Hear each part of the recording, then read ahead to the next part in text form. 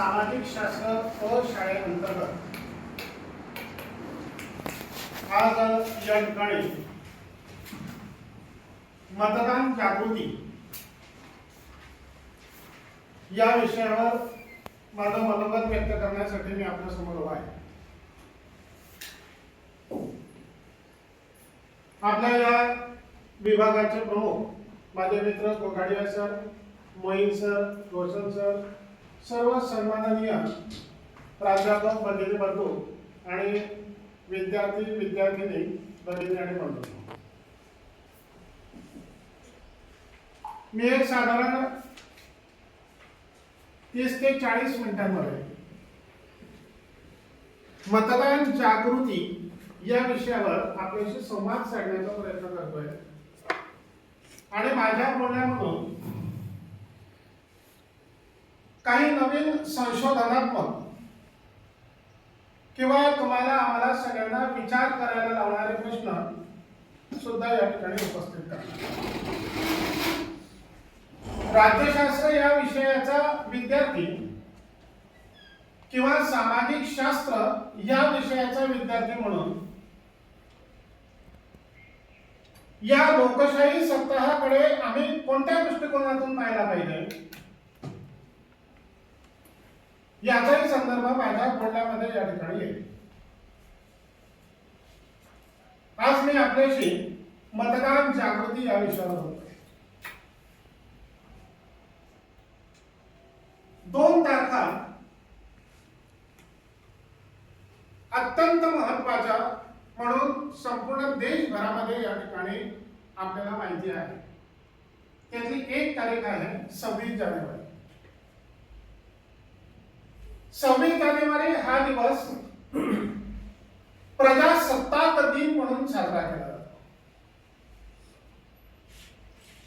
प्रजासत्ताक म्हणजे प्रजेच्या हातात सत्ता आली, जनतेच्या हातात सत्ता आली, रयतेच्या हातात सत्ता आली आणि खऱ्या अर्थानं आम्ही स्वातंत्र्य झालो. म्हणजे 15 ऑगस्टला जरी आमचा स्वातंत्र्य दिन असला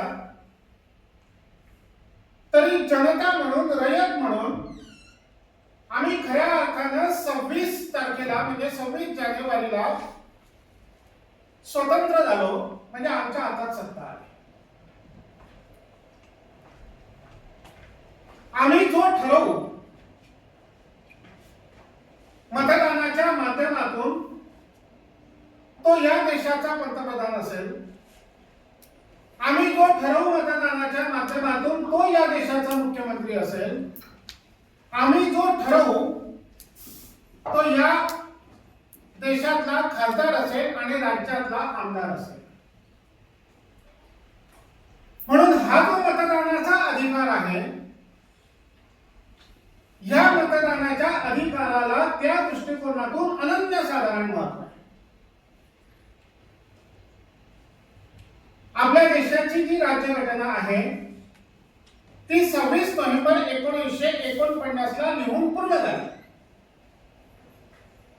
आणि त्यानंतर बरोबर 2 महिन्यांनी म्हणजे 26 जानेवारी 1950 पासून आपल्या देशामध्ये राज्यघटनेची अंमलबजावणी प्रत्यक्षात सुरू झाली.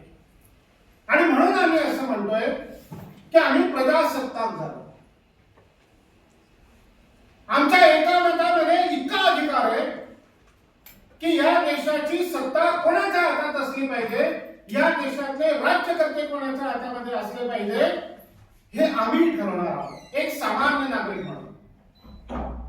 आणि म्हणून त्या दृष्टिकोनातून 26 जानेवारी हा एक महत्वाचा दिवस आपल्या दृष्टिकोनातून आहे. आणि दुसरा दिवस आहे की ज्याच्यावर आज मी तुमच्याशी संवाद साधतोय तो दिवस आहे 25 जानेवारी. म्हणजे 26 जानेवारीला आम्ही प्रजासत्ताक झालो. या देशामध्ये घटनेची अंमलबजावणी प्रत्यक्षात सुरू झाली आणि त्याच्या एक दिवस अगोदर म्हणजे 25 जानेवारी 1950 ला आपल्या देशामध्ये स्वतंत्र निवडणूक महामंडळाची स्थापना करण्यात आली, ज्याला आम्ही निवडणूक आयोग असं या ठिकाणी म्हणतो. लक्षात घ्या, आम्ही प्रजासत्ताक 26 जानेवारी दिवस अगोदर आमच्या देशामध्ये 25 जानेवारी 1950 ला निवडणूक आयोगाची स्थापना झाली आणि म्हणून हा दिवस राष्ट्रीय मतदार दिन म्हणून सन 2011 पासून आम्ही देशभरामध्ये साजरा करायला सुरुवात केली. आणि म्हणून याच्यातला मुद्दा लक्षात घ्या की हा जो दिवस आहे हा निवडणूक आयोगाचा स्थापना दिन आहे. म्हणजे आमच्या देशाची राज्यघटनेची अंमलबजावणी सुरू होण्याच्या एक दिवस अगोदर आम्ही आमच्या देशामध्ये स्वतंत्र, निर्भीड, निष्पक्ष आणि प्रामाणिकपणे या देशभरामध्ये निवडणुका व्हाव्यात, त्या पारदर्शी व्हाव्यात याकरता आमच्या देशामध्ये स्वतंत्र निवडणूक महामंडळाची निर्मिती करण्यात आली. आणि विशेष म्हणजे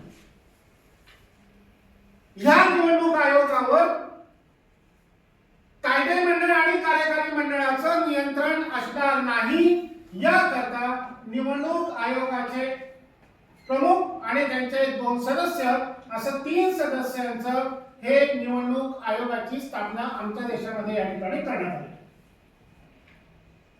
सन 2011 पासून आमच्या देशामध्ये हा निवडणूक स्थापना दिन आम्ही राष्ट्रीय मतदार दिन म्हणून या ठिकाणी साजरा करायला सुरुवात केली. अर्थात त्यामागचं कारण सरळ होतं की या देशातली लोकशाही सदृढ व्हावी, या देशातली लोकशाही बलशाली व्हावी, नवीन मतदारांची नोंदणी व्हावी, नागरिकांनी मतदान करावे हा उद्देश डोळ्यासमोर ठेवून हा दिवस साजरा करण्याची 2011 पासून आपण सुरुवात केली. त्याच्या पाठीमागे अजून एक कारण असं होतं की या देशातला नागरिक सशक्त असावा, तो सुरक्षित असावा, तो सतर्क असावा आणि तो जागरूक असावा. म्हणून आमच्या देशामध्ये आज म्हणजे 25 जानेवारी हा दिवस आम्ही राष्ट्रीय मतदार दिवस म्हणून या ठिकाणी साजरा करतो. भारतीय राज्यघटनेतलं आर्टिकल 326 जे आहे ते खूप महत्त्वाचं आहे. या आर्टिकल 326 मध्ये 15वं प्रकरण आहे आणि त्यामध्ये प्रौढ मताधिकाराचा उल्लेख आहे. हा शब्द खूप महत्त्वाचा आहे. राज्यशास्त्राचे विद्यार्थी म्हणून आपण कोणत्या अँगलने या शब्दाला पाहता ते मला माहित नाही, पण प्रौढ मताधिकार हा खूप महत्त्वपूर्ण असलेला असा शब्द आहे. म्हणजे आमचा देश असा एक देश आहे संपूर्ण जगामधला की आम्ही आमच्या देशामध्ये ज्याने वयाची 18 वर्ष पूर्ण केलेली आहे असा कोणताही भारतीय नागरिक की जो रंगाने काळा असेल, गोरा असेल, जो श्रीमंत असेल, गरीब असेल, जो साक्षर असेल, निरक्षर असेल, जो श्रीमंत असेल, गरीब असेल, या देशामध्ये प्रत्येक भारतीय नागरिकाला की ज्याने वयाची 18 वर्ष पूर्ण केलेली आहे अशा प्रत्येक नागरिकाला मतदानाचा अधिकार दिलेला आहे. मी हे का सांगतोय तुम्ही लक्षात घ्या की पूर्वी काही देशांमध्ये जगातल्या महिलांना मतदानाला परवानगी नव्हती. काही देशांमध्ये श्रीमंत आणि गरीब असा भेदभाव होता.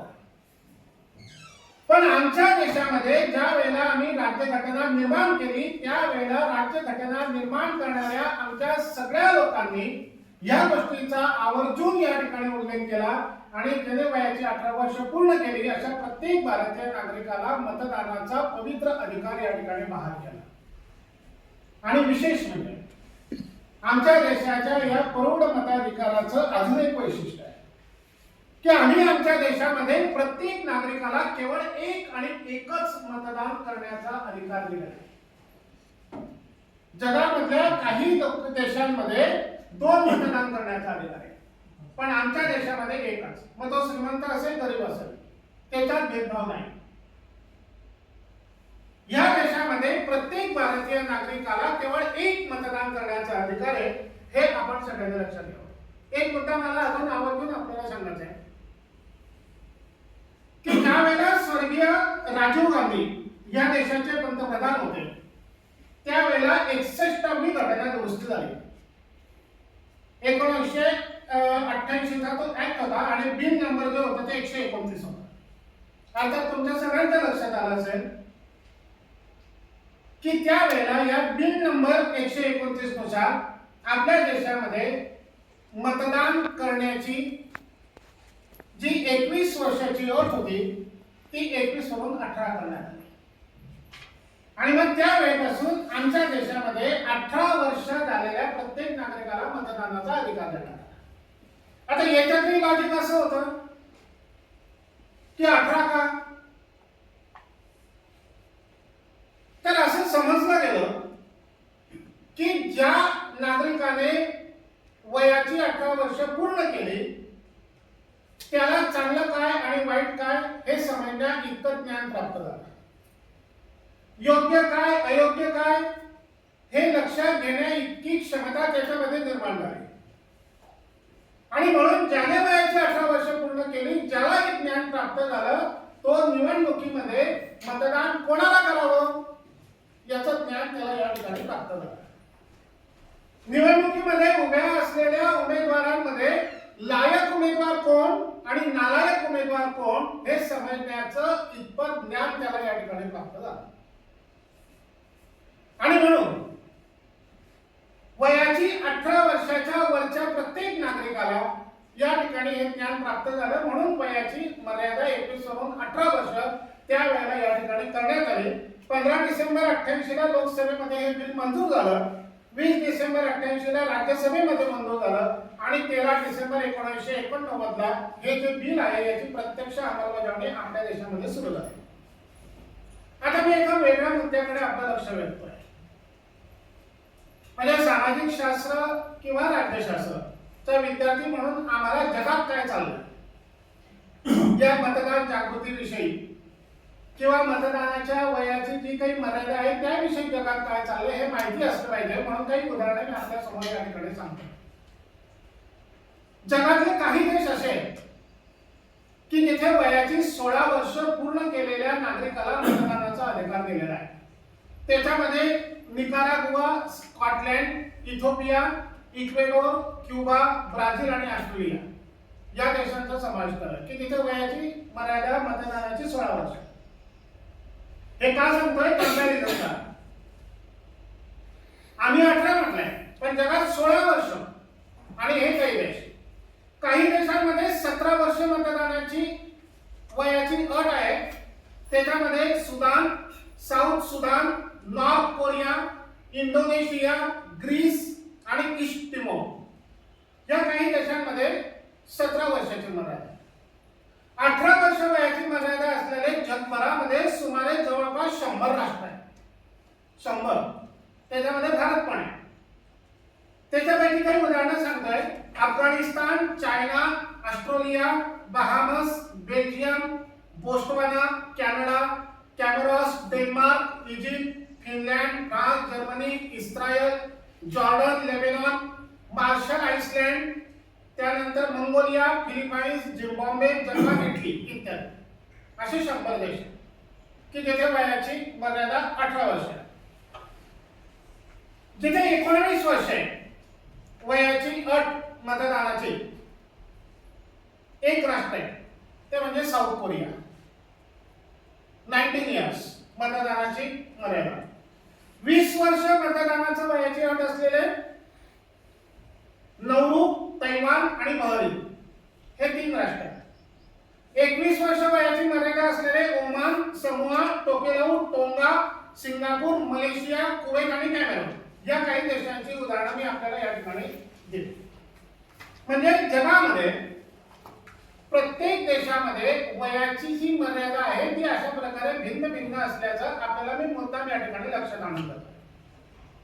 पुढचा एक मुद्दा अजून लक्षात आणतो की ज्याची चर्चा तुम्ही आम्ही एक नागरिक म्हणून करतो किंवा तुम्ही राज्यशास्त्राचे विद्यार्थी म्हणून करावी अशी मला अपेक्षा आहे. आणि तो मुद्दा असा आहे की मतदान हे सक्तीचं करावं का.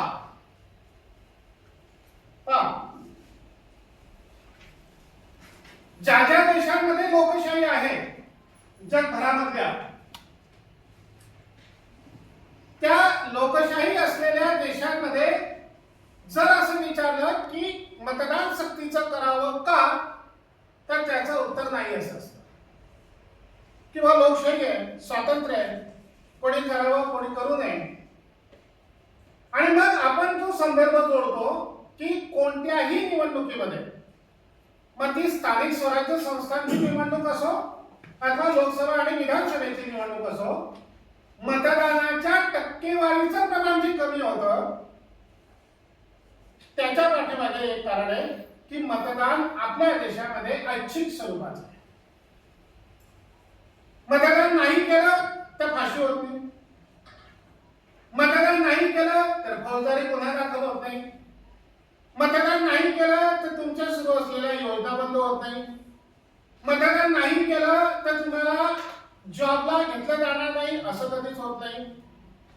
आणि म्हणून ज्या देशांमध्ये मतदान सक्तीचं नाही त्या देशांमध्ये मतदानाची टक्केवारी कमी असल्याचं संशोधनात्मक दृष्टिकोनातून आपल्याला लक्षात येतं.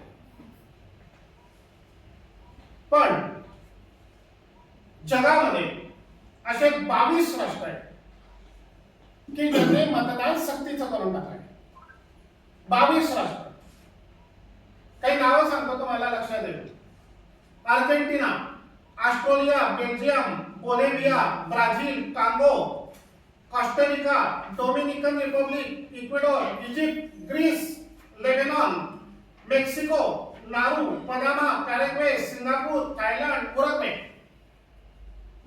ही काही देश आहेत की इथे मतदान हे सक्तीचं करून टाकलं. अर्थात मी हा प्रश्न तुमच्या समोर या ठिकाणी ठेवतोय आत्मचिंतनासाठी, किंवा भविष्य काळामध्ये यावर तुम्ही काहीतरी बोलावं, तुम्ही तुमचे मतप्रवाह विचारांचे मांडावेत लोकांसमोर म्हणून की मतदान सक्तीचं असावं का असू नये. साधारणतः आपल्या देशात लोकशाही असल्यामुळे आपल्या डोक्यात तो विचार नाहीच येतो की असं कसं शक्य आहे. पण थोडं कंपॅरिझन जर कधी करून पाहिलं इतर देशांमधलं आणि आपल्या देशामधलं, तर असं काही होऊ शकतं का की ज्या योजना आम्ही नागरिकांना देतो आमच्या देशभरामध्ये, असा प्रयोग केला की ज्याने मतदान केलं नाही त्याला योजना बंद, तर काही परिणाम होऊ शकेल का? म्हणून हा प्रश्न आज आपल्या डोक्यात आला पाहिजे की मतदान सक्तीचं झालं पाहिजे किंवा मतदान अधिक प्रमाणात झालं पाहिजे. म्हणून आम्ही काय करू शकतो राज्यशास्त्राचा विद्यार्थी म्हणून या दृष्टिकोनातूनही तुम्ही या ठिकाणी विचार करावा असं मला या ठिकाणी वाटतं. अर्थात आपण हे वाक्य नेहमीच ऐकलंय की जगभरामध्ये आपला देश असा आहे भारत की हा सगळ्यात जास्त तरुणांचा देश म्हणून ओळखला जातो, आणि ते खरंही आहे.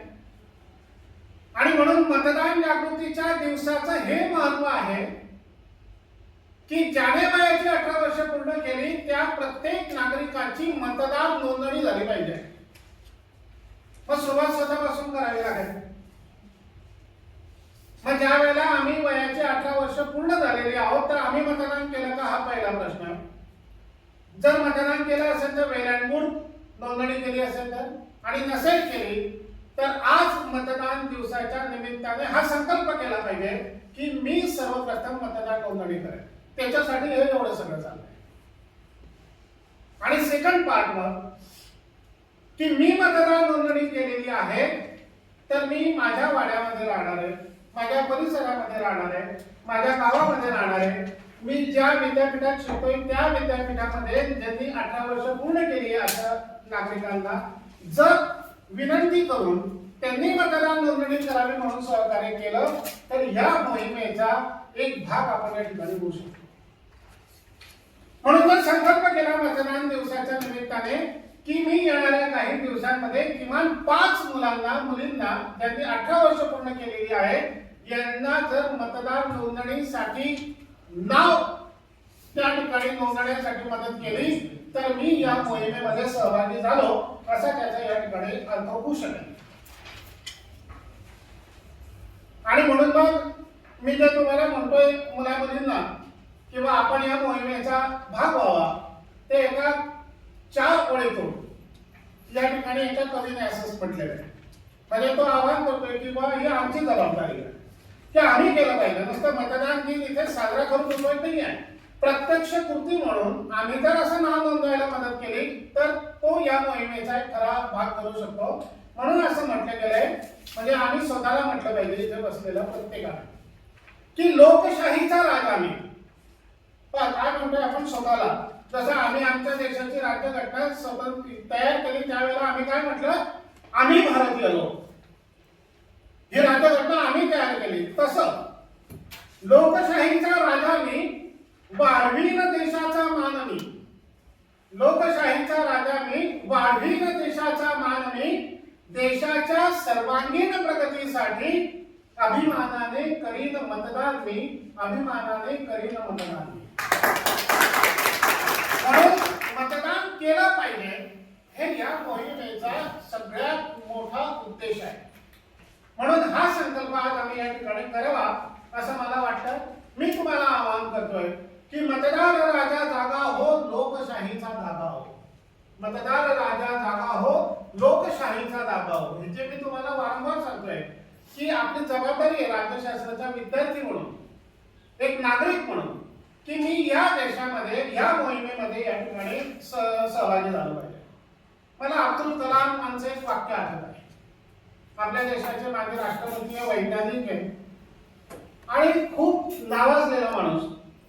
ते असं म्हणतात, तुमच्यासाठी एक खास वाक्य सगळ्यांनी लक्षात घ्या, म्हणजे आमची जबाबदारीची जाणीव पण त्याच्यातून निर्माण झालेली आहे. डॉक्टर अब्दुल कलाम असं म्हणतात की महासत्तेकडे जर वाटचाल करायची असेल, एक एक शब्द महत्वाचा आहे लक्षात घ्या. डॉक्टर अब्दुल कलाम असं म्हणतात की महासत्तेकडे वाटचाल करायची असेल तर राज्यघटनेमध्ये दिलेले हक्क, कर्तव्य, जबाबदाऱ्या हे माहीत असणे आवश्यक आहे. मतदान करणं हा आमचा हक्क आहे, तसंच मतदान करणं हे आमचं कर्तव्य सुद्धा आहे आणि तसंच मतदान करणं ही आमची जबाबदारी सुद्धा आहे. म्हणून डॉक्टर अब्दुल कलाम म्हणतात की हक्क, कर्तव्य, जबाबदाऱ्या हे माहिती असणं गरजेचं आहे. एक वाक्य डॉक्टर अब्दुल कलाम पुढे अजून असं म्हटले होते, ते एक देशाचा नागरिक म्हणून आमच्या डोक्यामध्ये झणझणीत घडलं आहे. डॉक्टर अब्दुल कलाम पुढे असं म्हणाले की दारिद्र्य, विषमता आणि भ्रष्टाचार, तीन शब्द सांगितले. दारिद्र्य, विषमता आणि भ्रष्टाचार नष्ट करण्याचे सर्वात प्रभावी माध्यम म्हणजे मतदान. या देशातलं दारिद्र्य जर संपवायचं असेल तर मतदान करावं. या देशामधली विषमता संपवायची असेल तर मतदान करा. कारण तुमच्या एका मतदानामुळे लायक माणसं निवडून येऊ शकतात, विषमता नष्ट होऊ शकते आणि तुमच्या एका मतामुळे या देशातला भ्रष्टाचार कमी होऊ शकतो. घरात बसून चर्चा करून वेगवेगळे सिद्धांत मांडून या देशातली परिस्थिती बदलणार नाही. प्रत्यक्ष मतदान करून त्या मतदानाच्या प्रक्रियेमध्ये जर आम्ही सहभागी झालो तर आणि तरच या देशातले दारिद्र्य, विषमता, भ्रष्टाचार हे नष्ट होऊ शकेल असं डॉक्टर अब्दुल कलाम असं या ठिकाणी म्हणतात.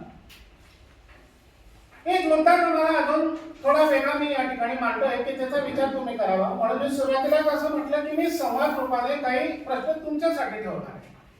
हा दुसरा प्रश्न ठेवतोय तुमच्यासाठी. जसं मी म्हटलं मतदान सक्तीचं करावं का करू नये याच्यावर तुम्ही संशोधन करा, तुम्ही मतप्रवाह मांडा तुमचे विचारांचे. तसं दुसरा प्रश्न मी या ठिकाणी ठेवतोय, तो नीट समजून घ्या. बऱ्याच वेळेला आम्हाला असं वाटतं की आमच्या देशातली जी निवडणुकीची पद्धत आहे ही योग्य आहे का योग्य आहे? मी तुम्हाला काय म्हणतोय की आमच्या देशातली निवडणुकीची जी पद्धत आहे ती योग्य का योग्य आहे? मग हा प्रश्न का निर्माण झाला? तर एक लक्षात घ्या की आपल्या देशामध्ये लोकशाही आहे आणि या लोकशाहीमध्ये ज्याला सगळ्यात जास्त मतं मिळाली तो निवडून आला असं आम्ही समजतो. म्हणजे त्याला बहुमत प्राप्त झालं. मग आता मी एक उदाहरण तुमच्या डोळ्यासमोर ठेवतोय.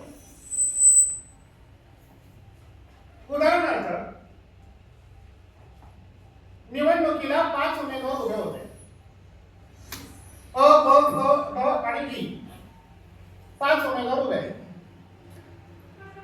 अ नावाचा जो उमेदवार आहे त्याला 20 मिळाले, ब नावाच्या उमेदवाराला 25 मिळाले, क नावाच्या उमेदवाराला 10 मिळाले, झाले 55. ड नावाचा उमेदवार जो होता त्याला 35 मिळाले, झाले 80. आणि ई नावाचा जो उमेदवार आहे त्याला मिळाले 20.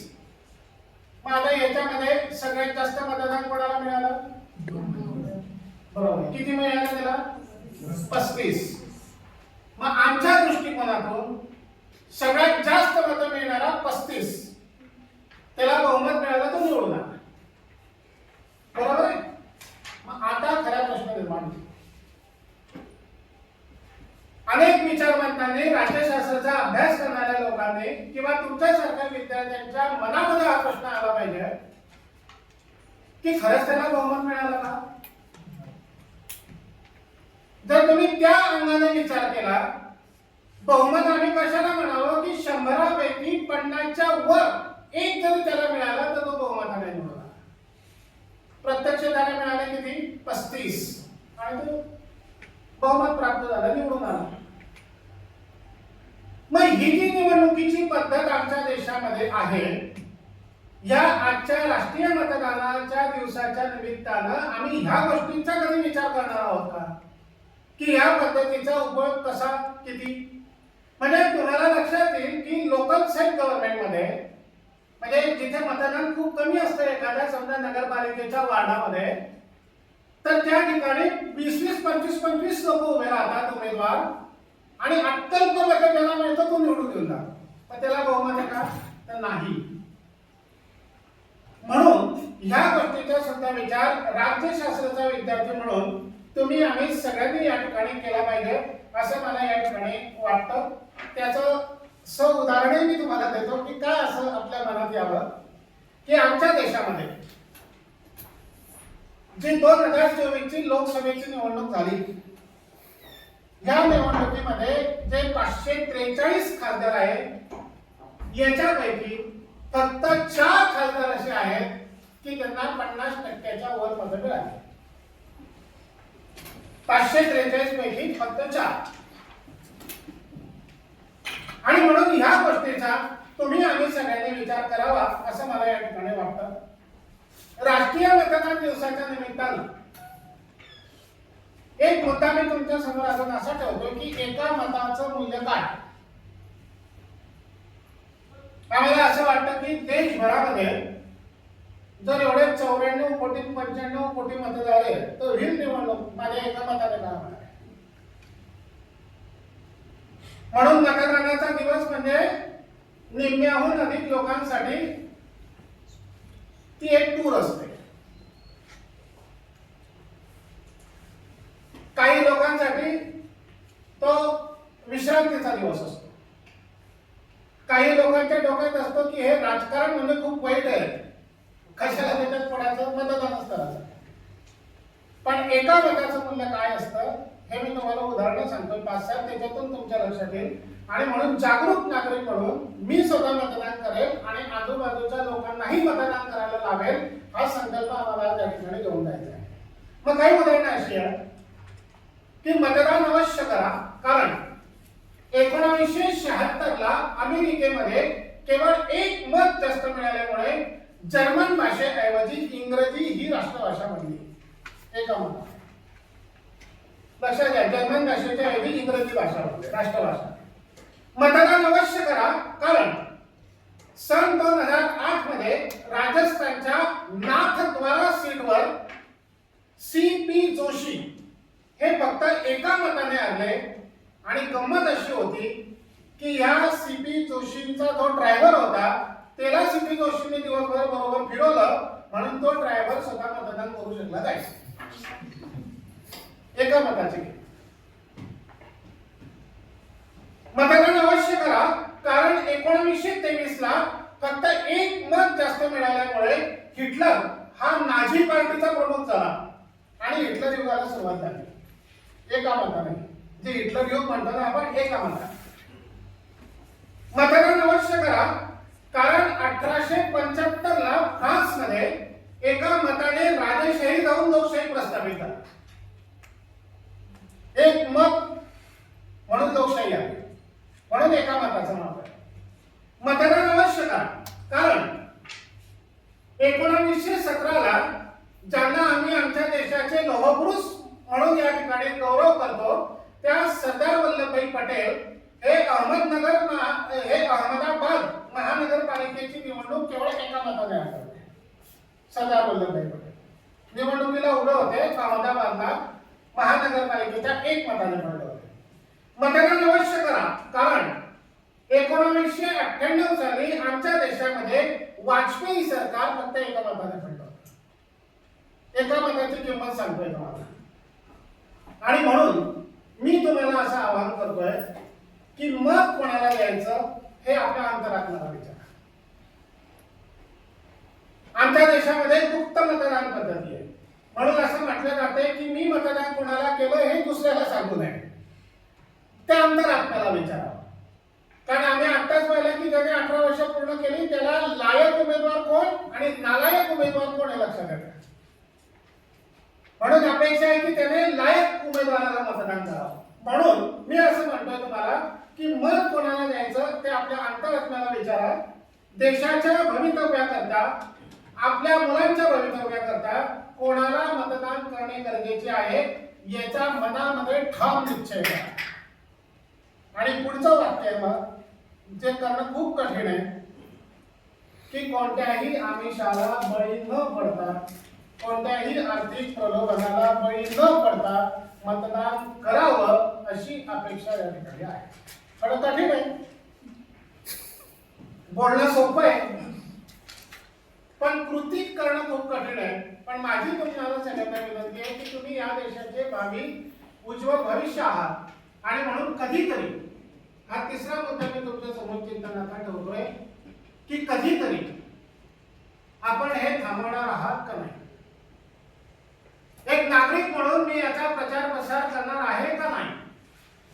ज्याला मतदान करायचंय त्यालाच करायचं, पण या कोणत्याही आमिषांना बळी न पडता जर मी मतदान केलं तर त्याचा आनंद हा जगातला सगळ्यात मोठा आनंद असेल असं मला या ठिकाणी वाटतं. आणि म्हणून आज आपण संकल्प करू की मी मतदार म्हणून माझे नाव नोंदवेल, सर्वात जास्त मतदान नोंदणी करेल, मतदान अधिक होईल असा प्रयत्न करेल. लक्षात ठेवा, मतदानाची सुद्धा संधी ही 5 वर्षांनी येते साधारणतः. आपल्या देशात 5 वर्षांनी निवडणुका होतात म्हणून अलीकडे ते व्हायला लागल्या, तो भाग वेगळा, पण साधारणतः 5 वर्षांनी निवडणुका होतात. आणि म्हणून पश्चातापाची वेळ येणार नाही याची काळजी आपण घ्यायची, इतरांना करून घ्यायची आहे. मतदान करताना जाती धर्माचा विचार करू नका. राज्यशास्त्राचे अभ्यासक म्हणून, विद्यार्थी म्हणून मी आपल्याला आवाहन करतोय की जो लायक असेल त्याला मतदान करा.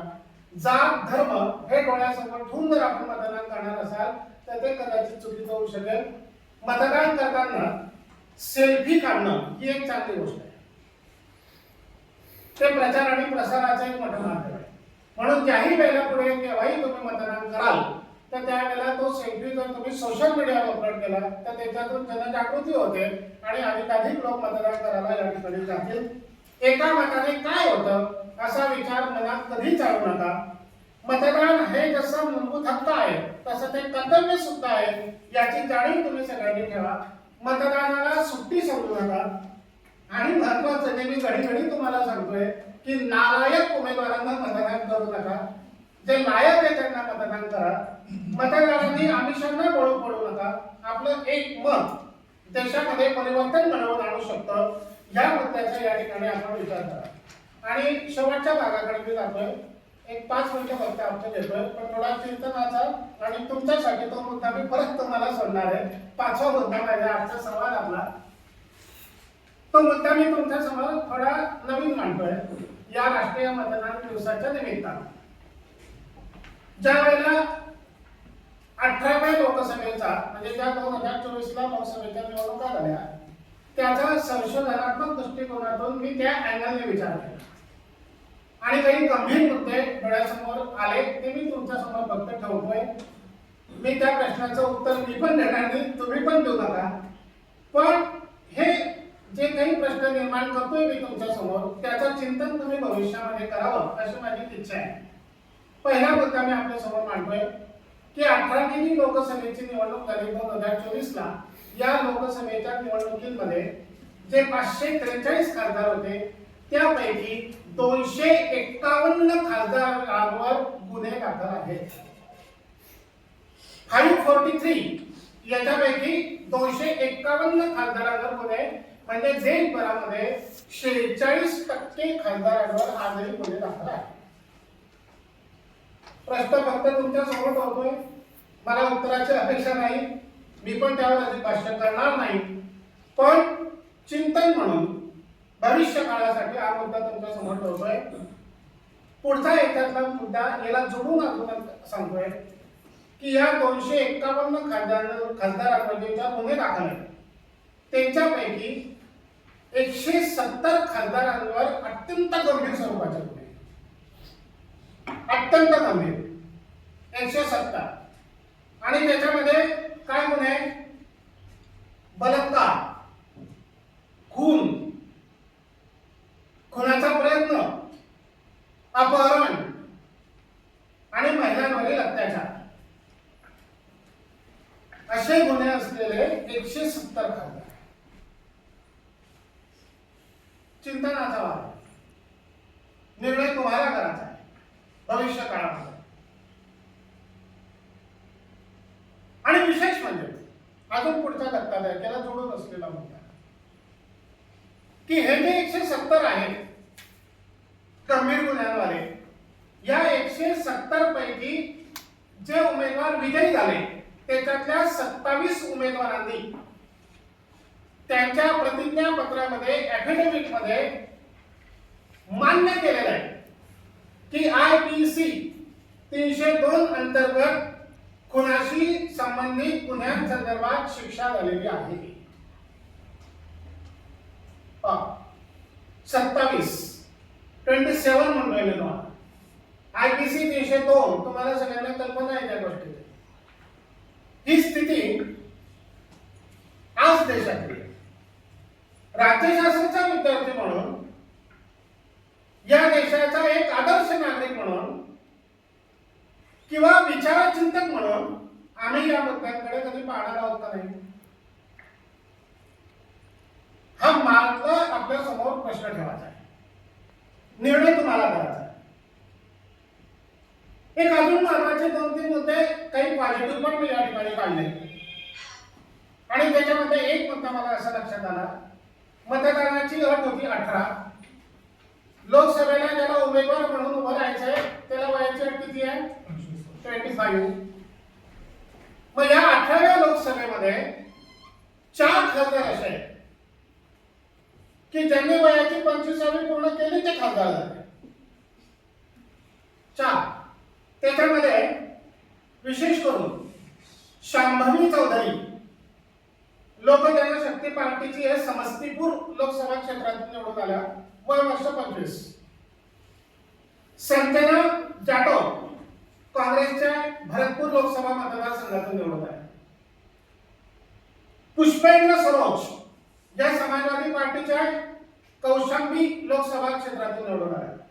आणि इकरा हसन या समाजवादी पार्टीच्या वय वर्ष 25 या निवडून आल्या. म्हणजे लोकसभेसाठी उभं राहण्याची अट 25, यांनी 25 वर्ष पूर्ण केले, उभे राहिले आणि पहिल्या निवडणुकीमध्ये या 4ही खासदार तरुण उमेदवार म्हणून या ठिकाणी खासदार म्हणून निवडून आले. माझ्या दृष्टीने ही एक आनंदाची बातमी आहे. म्हणजे सगळंच काही अंधारात चाललंय असं नाहीये, काही गोष्टी चांगल्या पण आहे. हे तुमच्यासाठी पण आहे, हे तुमच्यासाठी प्रेरणा देणार आहे की मनात आणलं तर आपण काहीही होऊ शकतो. आणि एक अजून मी असं पाहिलं की मग तरुण आहे तर एक मला नोंद अशी आढळले की एक TR जाधव नावाचे खासदार निवडून आलेले 18व्या लोकसभेमध्ये, आणि त्यांचं वय 82 तर खासदार जिद्द मेहनत ते निवडून आलेले TR बालू.